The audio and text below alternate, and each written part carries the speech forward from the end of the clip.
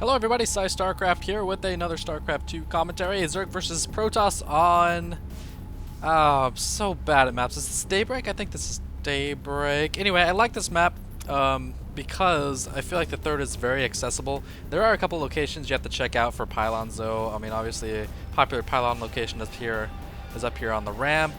Kind of tucked away in this fourth base and stuff like that. But it's actually really big because the Protoss player has to run all the way out to the natural, and they can't cut through the middle because there's rocks, and that'll delay them quite a bit. So you're pretty much always going to have this watchtower as a Zerg, and you'll be able to respond accordingly when you see an army moving out, or when you see the rocks being broken down. So they have to go all the way down here, all the way up here, all the way down here again, over to your third base, and I feel like it gives you, a Zerg player, a lot of time to respond to any kind of Protoss aggression. So it is a pretty fun map. Now, this little choke right here can be a bit scary at times against Terran. Protoss not so much, just because Hellions can come from so many different ways, and there's like kind of a big choke into your natural. But against Protoss, I really like this map. I think I have a lot of success on this map.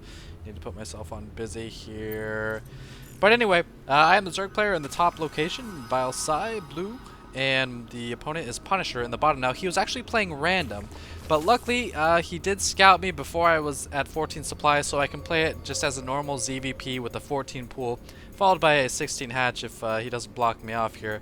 Now we can see it looks like he's preparing a Nexus first, maybe. Yeah, he's going to be going for a Nexus first, so a huge economic build for Punisher. Now, he has to be careful, though, because when you go a Nexus first build as a Protoss, the first 4 lings from a Zerg player are going to be able to get into this area before you're able to get a cannon up. So he's probably going to have to complete a full wall, or at least try to decoy my lings with some pylons at my second, or some pylons at my third, or something like that. But we can see I'm at 16 out of 18 trying to get that hatchery down, and actually I am going to get that down. This Overlord's going to make sure he doesn't throw down any pylons or anything like that. And once I know I'm going to have lings out to defend any pylons he throws, I like to move this Overlord down to the third expansion to make sure he doesn't do it here either. So we are seeing a 14 pool followed by a 16 hatchery. In that case, it was a 17 hatchery. And I know this is kind of a rough timing around here. I often get supply capped while I'm waiting for that Overlord, so sometimes I'll throw down some extractor tricks or try to do whatever I can to free up some supply. Maybe send in a scouting drone, I don't know. But anyway, we can see I've got 4 lings on the way now. They are a bit late. You can see the 4 lings coming much later than this queen, and you don't really need those lings unless he does pylon you out at your natural, but he wasn't able to do that. Now he's waiting for the third to be taken. I'm going to be trying to take that around 26 to 30 supply. But there's that first cannon for Punisher, and again, my lings were late, so he doesn't really have to worry about having to deal with that. Looks like this probe will go down. When you scout with a probe, especially if you're going to an opponent's main, you want to click on that mineral patch, otherwise stuff like that will happen and trip up your probe. So nice little ling pickup right there, picking off that probe. So there's no probes on the map right now. Oh, this Overlord's gonna go down! So close! Oh, so close. This probe looked like he was gonna go out and do some scouting, but I think he saw that my Overlord could see it, so he decided to double back. These lings just kind of hanging out right here. I'd like to have these lings around here, maybe even patrolling. You really want to try to restrict probe access to the map as early as you can. Now we are seeing a third hatchery coming up for myself. Like I said, around 26 to 30. We've got a nice little drone transfer going to my natural. And as far as a drone transfer goes for the third base, I like to just transfer a few from the main, a few from the natural. I really play it by ear. I see how many drones are at each location, and I transfer accordingly because I feel like good mineral splitting between your 3 bases leads to really nice endgame mineral distribution between those bases and allows you to mine for a lot longer than you should be. And that's also the reason, like, when you get a 4th and a 5th base, you want to transfer almost every single drone off of your main. Even if you've still got 8 patches, you know, transfer all but 8 drones. You don't need any more than that, and it's for the longevity purposes, it's so damn helpful. So I don't remember if this game really demonstrates that, but we will see. The Zealot is coming out, trying to scout the third base, do a little harassment, try to force some lings. I usually do get 8 lings or so around this time, just because my drone count is going to be pretty good. 36 to 35, especially once this hatchery gets up and running. And also the Roach Warren doesn't usually come soon enough to deal with, you know, a 2 or 3 Zealot push. So he's not really going to be able to do a whole lot, especially once the queen comes in. Looks like he's just going to try to deny mining by sticking his zealots in the mineral line there, but I don't really care because I got more lings coming. If he wants to pop out of those patches, I'm just going to surround him with the lings. And now, look, I have done that transfer. So now my main base is mining very slowly, which is fine because I've been mining the entire game, while my natural, there's a transfer from my natural. My natural is mining quite a bit, so these drones are going to come down to the third. I'm not even going to bother worrying about this zealot. I'm just going to wait for my queen to come out, poke away, and then once the zealot leaves, I'll just surround it with my queen. See, I'm just transferring my drones, and he can't. It's kind of funny. He can't really do anything to the drones because then they'll surround with the lings.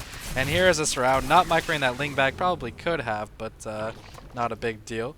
So we are seeing a Roach Warren and an Evolution Chamber followed by a Lair. No ling speed yet. I like to get my +1 missile attacks and my Lair before my ling speed, because no timings really come too soon, like soon enough to really make not having ling speed be a big deal. But if we are watching my opponent here, one key thing that you want to spot, if you guys are watching, try to spot what you need to be looking at right now.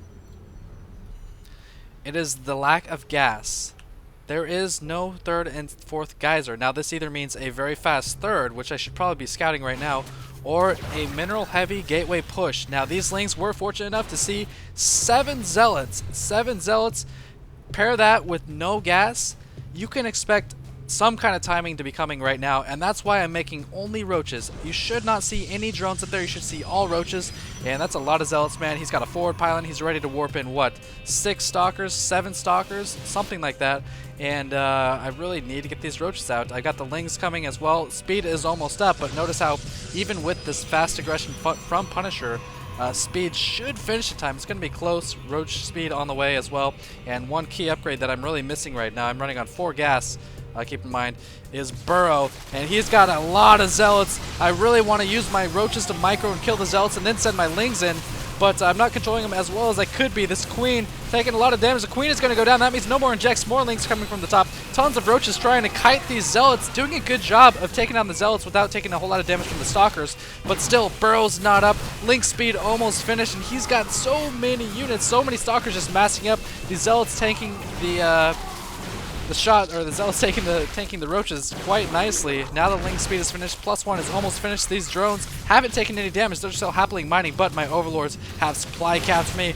More zealots being warped in. So many zealots. A transfusion going down. Could use an inject at this base down here, but we're not seeing one. That's so many stalkers. I mean, the zealots continue to tank while he just accumulates more and more stalkers. Now finally forced to pull my drones off. Burrows almost finished. Roach speeds almost finished. 12 more roaches on the way. Got to keep up my injects at the main and the natural, pushing me back once again, and I need to eliminate that stalker count. Oh my gosh, more overlords dying.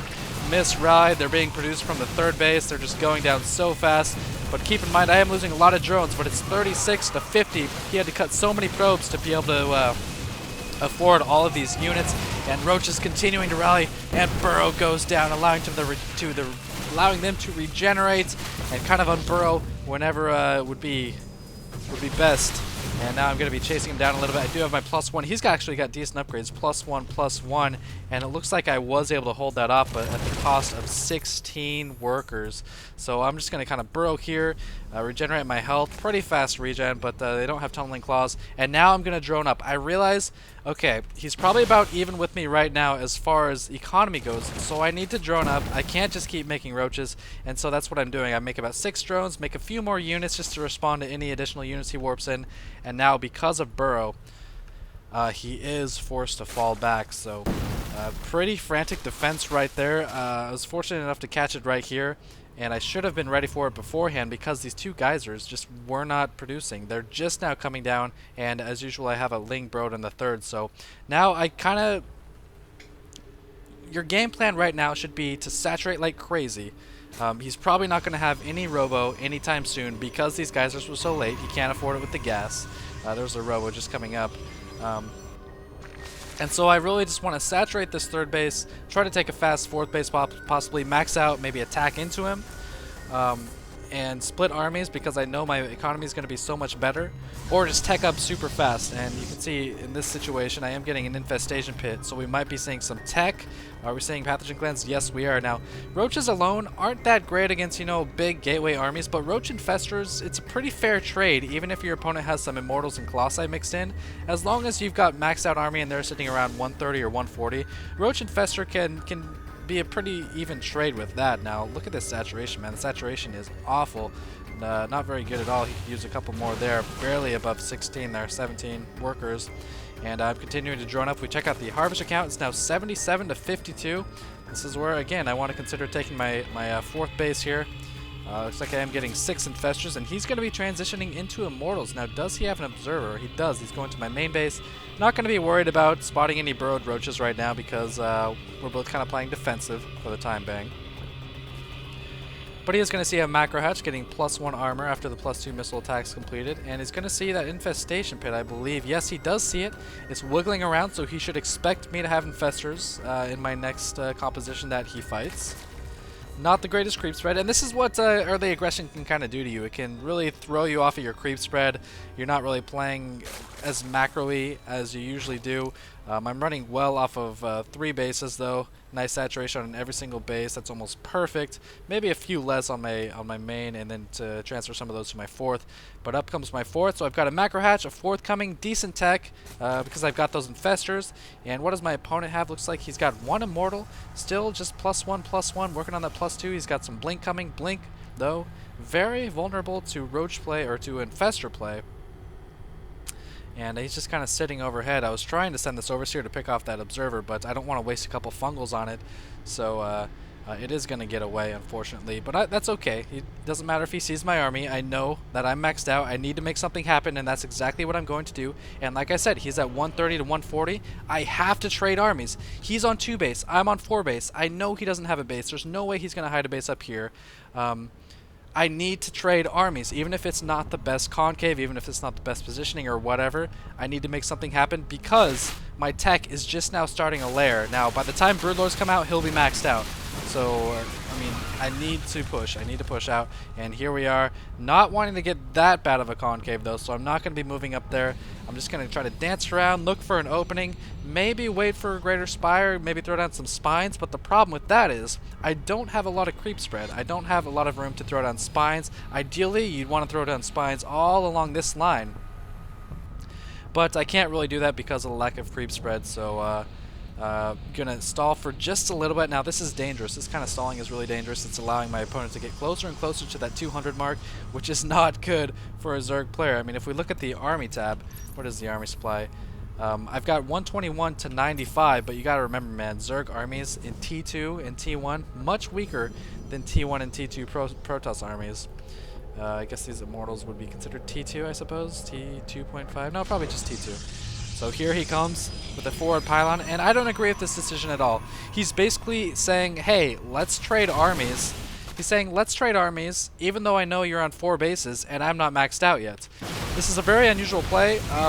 We can see some fungals going down. Nice concave. I don't know about that blink, man. He's going to be eating damage from every single roach now, trying to get some fungals in there. These infestors are actually dancing around a little bit more than I'd like them to. I've got about 4 fungals left. Oh my gosh! 3 or 4 infestors dying with a fungal remaining, but the damage has been done. Notice the food supply. 200, or 186, 200, it's at 90. He basically said, even though I know trading armies would be bad right now, let's trade armies, and that's exactly what he did. I have 23 more roaches and 22 lings on the way, and a lot of them being rallied all the way down here. So I'm not really sure about that. I kind of made a mistake by not engaging, not trying to find some kind of avenue of pressure, but then he just made that mistake not matter by attacking himself. It was a really silly decision by him. Now I'm just going to be rallying roaches. My Greater Spire is almost complete. I've got Corruptors coming, I've got +3 missile attacks coming, and so after this I'm going to have Broodlords. Right now I'm getting kind of concaved here, but I'm busy macroing, so the rest of his Stalkers are going to go down, and he's going to be leaving the game with no GG. But I mean, he was all in. This is kind of the theme of random players. 2 base all-ins, and then you don't know what the hell to do, so you're just going to attack. That's exactly what he did there now. we saw kind of a critical moment in the game where I wanted to move up here and trade armies because my macro is so much better. I'm sitting at 72 harvesters. The space was just getting up and running. And I didn't really want to move up. Now, at this point, I probably should have maybe split some roaches, sent some up this way, sent some up this way, try to get a flank going. But he had a nice little hold. I think his best shot was to just get 200, 200, and then move out and hope I don't have, tech or broodlords or anything like that. And if he did that, it might have been a closer game. It's hard to say. But I hope you guys enjoyed this. Hope you learned something from it. I know I learned that I have a juicy, but I don't know. Okay, that's all. Bye.